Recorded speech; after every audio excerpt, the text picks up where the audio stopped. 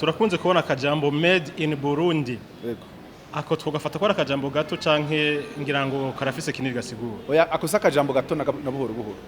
Mu bisanzwe ibihugu bitera imbere kubera ko ibidandazwa vyabo bishobora kugurishwa. Murabona nk'ubu dufise amatelefoni dukoresha. Hari za Samsung, murabona ibi vyuma biriko biradufata amasanamu vyose usanga vyakorewe hanze. Muga muce mwiyumvira iyaba ibi vyose vyakorewe ngaha mu Burundi. Mubona tutaba dufise amafaranga menshi kandi tutaba duteye imbere. Do ikintu cha Made in Burundi si ikintu cyo kuvuga gusa gutya, ni ikintu kijanye no guha agaciro igihugu, no guha agaciro ivy'iwacu, no guha agaciro ubwenge bwacu, no guha agaciro ubuntu bwacu.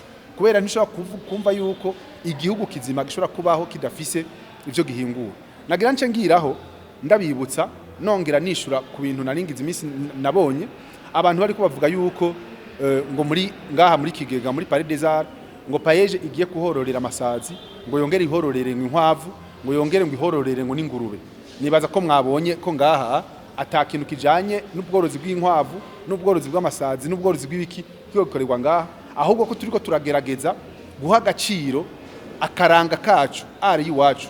Aho inyuma murabona ko bisanzwe bihari ari ibintu bijanye n'ibikorwa vy'ubwenge, hanyuma abantu benshi bakaba batazi yuko icyo umuntu yo kwita la culture akaranga sugutamba gusa, akaranga karaba ibintu byinshi, harimo ivyo gutamba bien sûr, harimo ibikoreshwa amaboko, mugabo harimo n'ibikoreshwa n'ubwenge. Hanyuma ngaha mu minsi iza hazoba hariho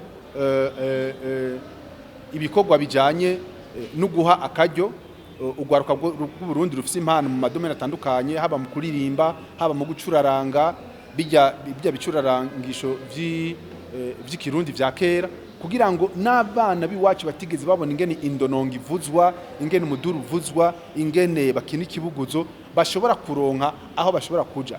Nimubonere ngaha ahantu nk'ihwaniro rishobora gutuma culture y'u Burundi igira akanovera kandi gatandukanye na kajya kanovera twari tufise gusa kajanye n'intambo n'imvyino hamwe n'ubugenegene.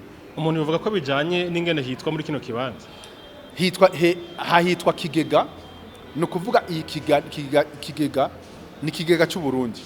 Apana ku bintu bijanye no gufungura gusa, mugabo no ku bintu bijanye n'ubwenge, no ku bintu bijanye n'umubiri, mbere no ku bintu bijanye n'akarangamutima.